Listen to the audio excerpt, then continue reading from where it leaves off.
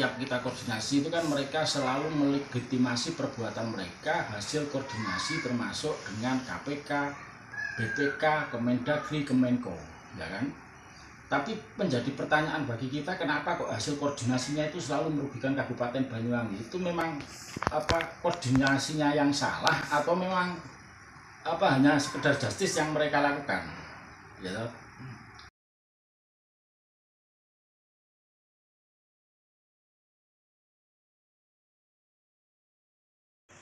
Kita dari media ada beberapa pertanyaan yang harus saya tanyakan ke Pak Gojali selaku Ketua. Benar dari Kasepuhan Luhur Kedaton mau melaporkan Bupati Banyuwangi periode tahun 2010 sampai tahun 2025. Ya, kita akan melaporkan Bupati Abdullah Azwar Anas yang beliau kan juga mantan Menpan, termasuk istrinya yang sekarang Bupati Banyuwangi, Ibu Festian dari Azwar Anas. Itu terkait dengan dari awal ketika dia mengajukan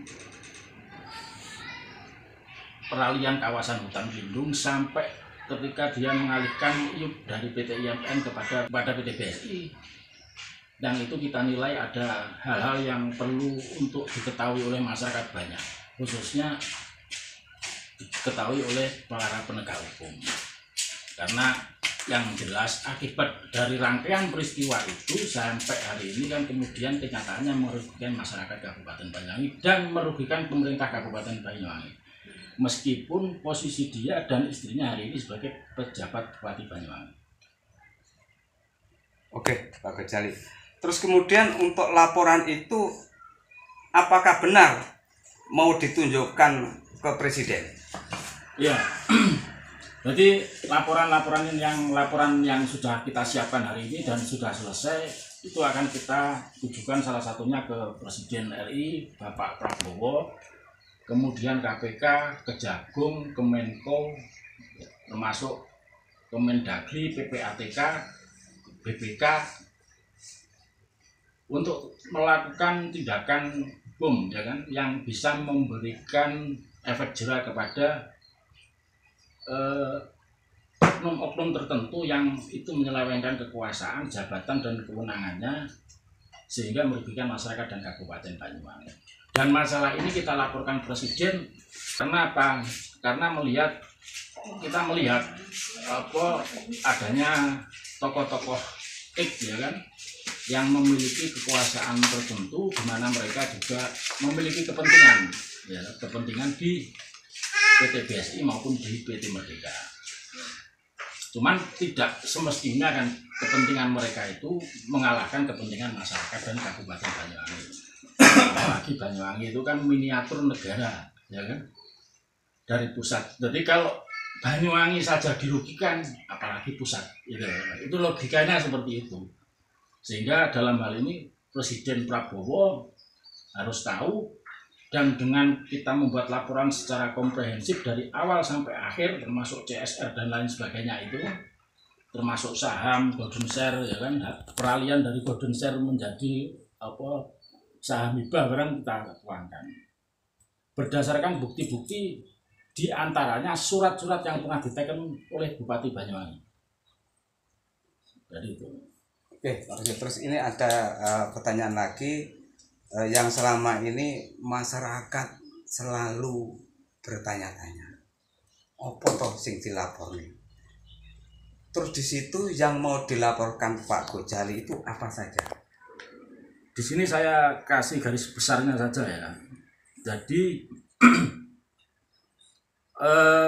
yang kita laporkan pertama itu menyangkut adanya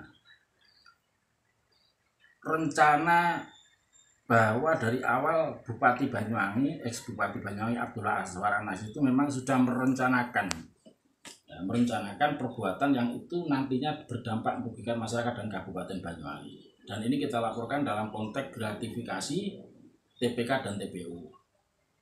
Yang selanjutnya kita persoalkan yaitu masalah IUP OPPD IUP OP PT BSI, ya kan? IUP OP PT BSI itu kan merupakan peralihan dari IUP OP PT IMN. Ya. Kalau selama ini kita melihat bahwa Bupati Banyuwangi itu berdalih bahwa yang mengalihkan itu PT IMN, mungkin iya benar, ya kan? Tapi sebelum itu kan ada proses, gitu. Ada sebuah mata rantai konspirasi yang menyebabkan IMN mengalihkan IUP kepada PT BSI, dan itu tidak lepas dari peran Bupati Banyuwangi. Di mana pada saat itu kita melihat sebelum peralihan PT IMN melakukan peralihan IUP-nya kepada PT BSI, Bupati Banyuwangi telah mempersiapkan beberapa perusahaan di luar PT BSI, termasuk salah satunya PT DSI, PT Alfa Suksesindo, dan lain sebagainya lah. Banyak perusahaan baru yang dibuat pada saat tahun 2012 itu ada sekitar 4-5 perusahaan. Dan mereka tidak memiliki kompetensi dalam arti untuk melakukan pertambangan. Tapi pokoknya asal bisa menerima IUP peralihan daripada PT IMN. Yang selanjutnya yang kita juga kritik dan tulis dalam perlaporan ini adalah menyangkut adendum, ya, AMDAL, peralihan dari AMDAL yang lama tahun 2014. Nah, setelah itu masuk kepada pokok perkara berkaitan tentang golden share, ya. Jadi golden share, kalau dulu itu Bupati Banyuwangi ngotot minta golden share ke IMN itu kalau tidak salah kan antara 10% sampai 20%. Ya. Setelah itu karena ada tarik ulur, muncullah ide untuk mendirikan PT BSI, di mana PT IMN dialihkan kepada PT BSI. Nah, kalau sudah beralih kepada PT BSI, kan otomatis golden share Banyuwangi kan bisa diperoleh maksimal, ya kan? Ya. Kalau di IMN itu masih tarik ulur antara 10 sampai 20%, maka dengan peralihan di BSI kan harusnya sudah bisa maksimal di 20%. Logikanya kan seperti itu. Iya. Karena Bupati ikut berperan di situ. Nah, itu. Tapi persoalannya kemudian golden share yang di BSI itu kan kemudian dihilangkan. Ya. Setelah hilang muncullah namanya formula hibah saham. Hibah saham itu dari 7 investor kepada Pemkab Banyuwangi.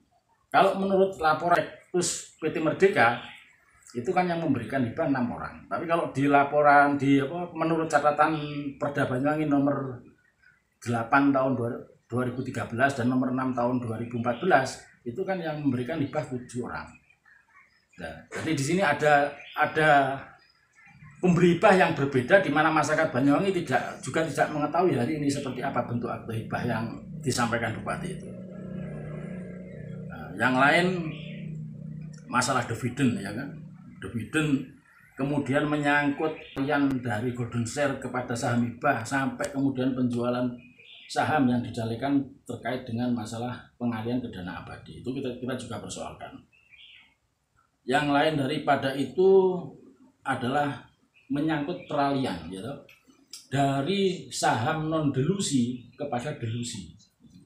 Perlu diingat, jadi menurut Perda tahun 2013-2014 itu kan saham kita itu non delusi.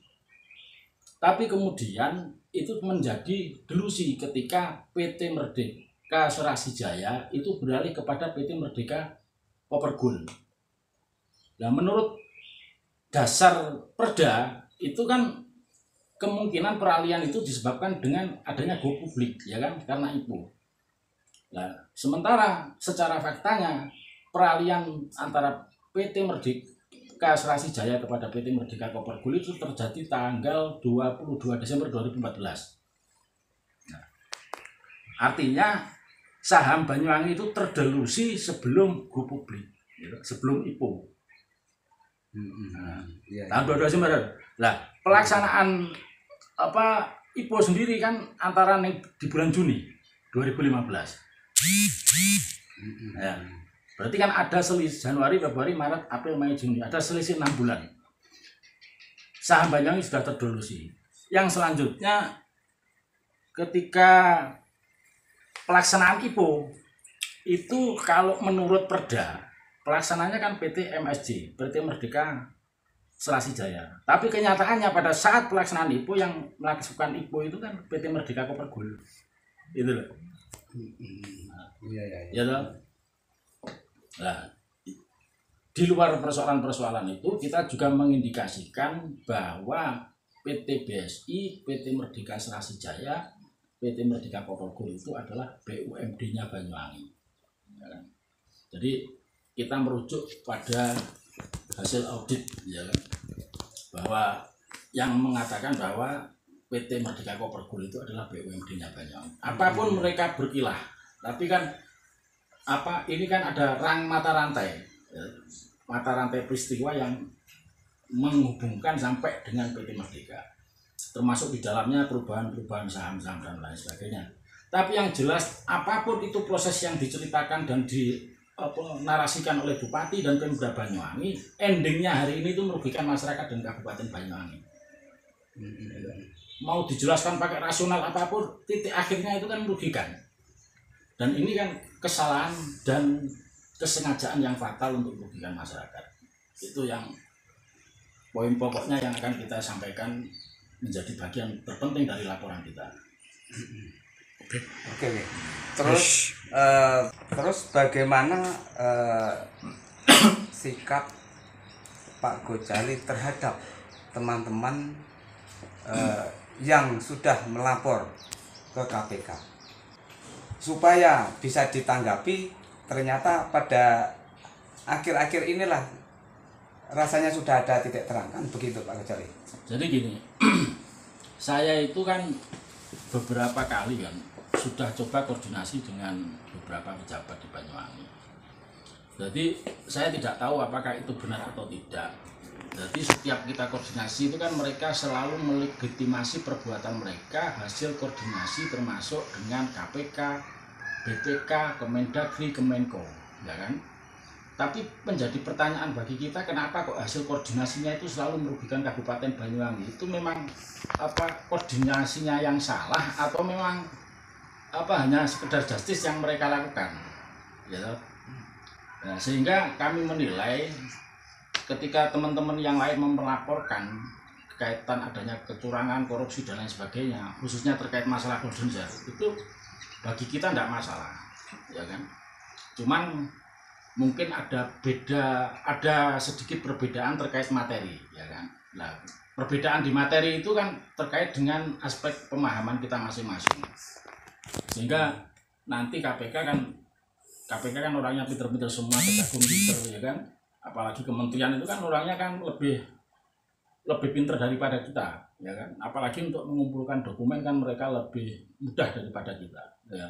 Saya kira nanti mereka juga akan bisa mengambil kesimpulan dari semua laporan-laporan itu, ya kan?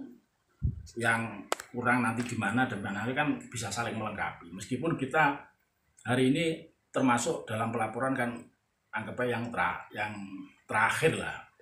Terakhir dari sekian banyak yang sudah lapor, dan kita menjadi pelapor pertama kali untuk tahun di 2025.